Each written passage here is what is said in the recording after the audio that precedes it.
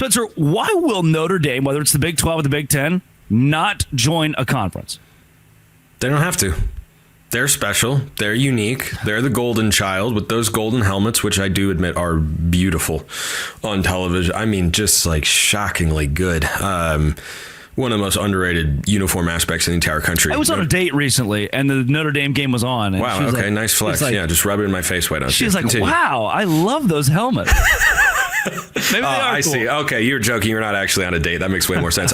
So if Notre Dame were to join a conference, there's quite literally, with the way the playoff is currently constructed and how ingrained the brand of Notre Dame football is, there is no significant upside for Notre Dame to join a conference. Well, let's say Notre Dame misses the college football playoff for 5 years. They're losing a large sum of income that comes from the playoff committee. Right, but they have made the playoff, and they get to keep that share that usually gets divvied up amongst a conference all for themselves.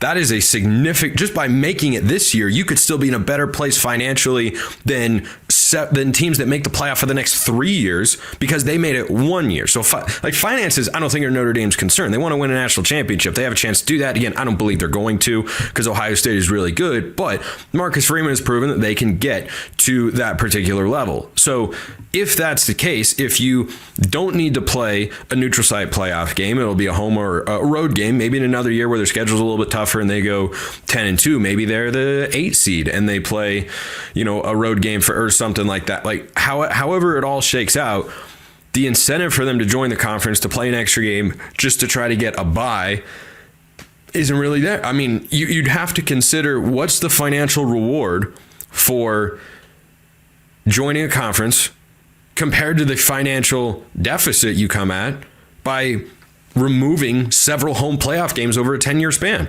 What's the calculation? How much money do they bring in, television and ticket revenue and everything like that with the home playoff game? I imagine it's several $1 million. What if they do that every year?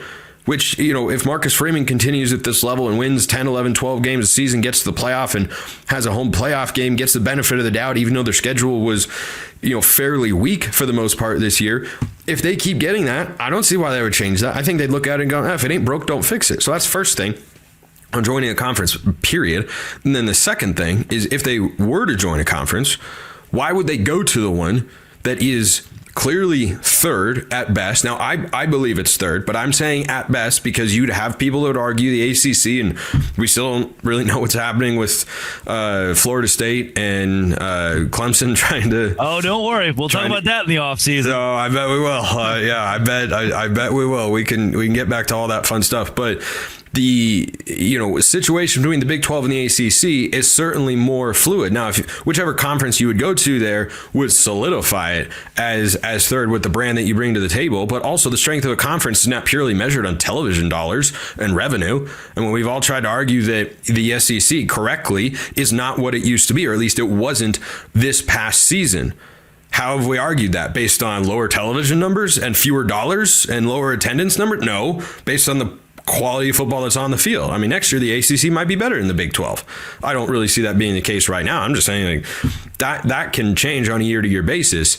But what can't change on a year-to-year basis is the Big 10 and the SEC are above the other two. There's more cachet, there are bigger brands, more television opportunities, more high-level games. Like there are just way more appealing elements to going to one of those leagues to make it worthwhile, or there are too many appealing elements to go to one of those leagues to make it worthwhile to consider, what if we go be a big fish in a smaller pond? If I had a nickel for every time the word cachet has been used in the history of Locked On Big 12, I'd have 2 nickels. Not a lot.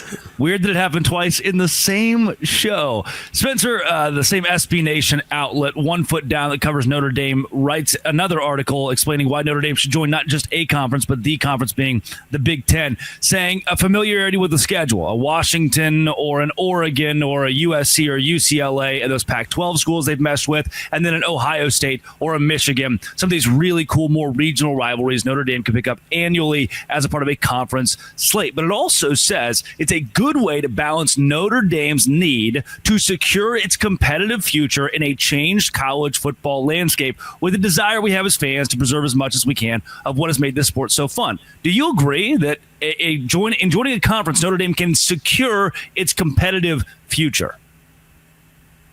Well, yes, I agree they would do that if they joined the Big Ten.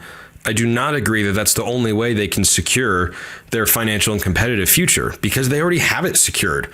They get their own television deal just as a university. They're the biggest independent. Everybody knows they get the sort of ingrained respect that, say, a BYU did not get this year by receiving little to no consideration as a potential at-large team, despite having one more win in the regular season than those 9-3 teams in the SEC who had, really good losses to Oklahoma, Vanderbilt, and Kentucky, as we were discussing. I think South Carolina got trounced by Ole Miss too, so that would have been really fun to debate and such. But they already have every advantage that you are seeking in college football. You want to be a recognizable brand. You want to be able to recruit. First round playoff. You're going to miss the first round playoff. That's the only advantage I can see not being there.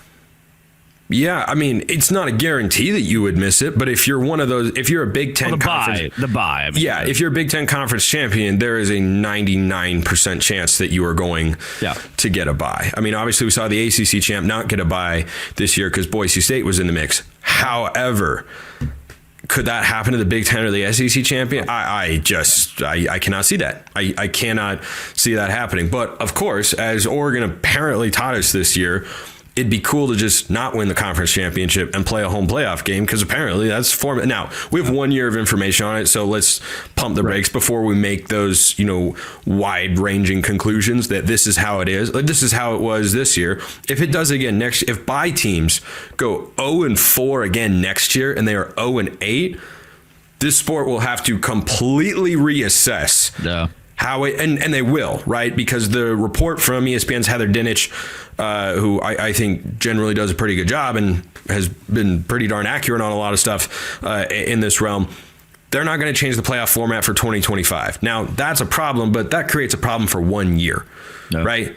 Which is the problem we saw this year of, hey, in retrospect, Oregon would have been better off losing the Big Ten championship game. Well, that's not what the conferences really want, right? They want to keep the importance of those Big Ten championship games because it's a big revenue component. And frankly, I'm okay with, and I understand that. Now, maybe we should go back to a time where you don't have conference championship games and you have, some first round playoff structure, the top four, and you're like, there are a lot of different options you go down. But I think we can agree the conference championship games are here to stay, but they wanted to maximize those importance. And instead, and Joel Klatt has correctly pointed this out, and the three of us collectively were just so right about what would happen in the Big 12 before this season kicked off. Gosh, we were good. But what he has pointed out is you tried to maximize it, but instead you have actually minimized it in some sense.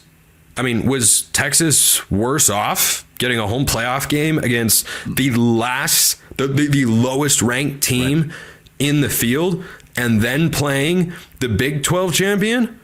Or was Georgia better off having to wait 3 weeks before they played and then getting a team who was suddenly humming with a win at their back after a home playoff game? So that conversation gets very complicated.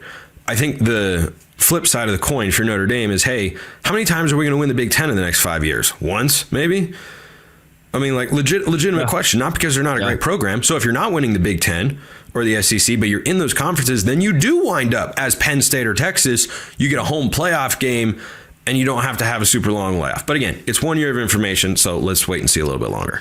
Or you can come to the Big 12 and win the league 4 out of 5 years. Come on. Marcus Freeman. You could. Hear me out. Come on. Coming up, NBC and Notre Dame have proven that they can carry college football, the product itself, at least. NBC can. Fox has done a pretty good job. TNT in the mix now. Is ESPN's control of college football diminishing? This is Locked On Big 12, part of the Locked On Podcast Network, your team every day. Today's show is brought to you by FanDuel. Tonight, 8-point favorites, the Ohio State Buckeyes, and I, in the first time ever that I think I've said this, will take Notre Dame in the postseason to cover the 8. The first whistle to the final drive, FanDuel makes the playoffs in college football or the NFL so much more exciting. Right now, new customers can bet $5 and get $300 in bonus bets if you win your first bet. $300 to keep the action going. The FanDuel app is easy to navigate. The variety of bets keep everything exciting. Plus, when you win, you get paid instantly. No waiting around for the winnings. Whether you're betting on your favorite team or just looking to to add some extra excitement to playoff season? FanDuel has you covered. Visit FanDuel.com to join today. Get started with $300 in bonus bets. That's FanDuel.com. Make this playoff season unforgettable with FanDuel, an official sportsbook partner of the NFL.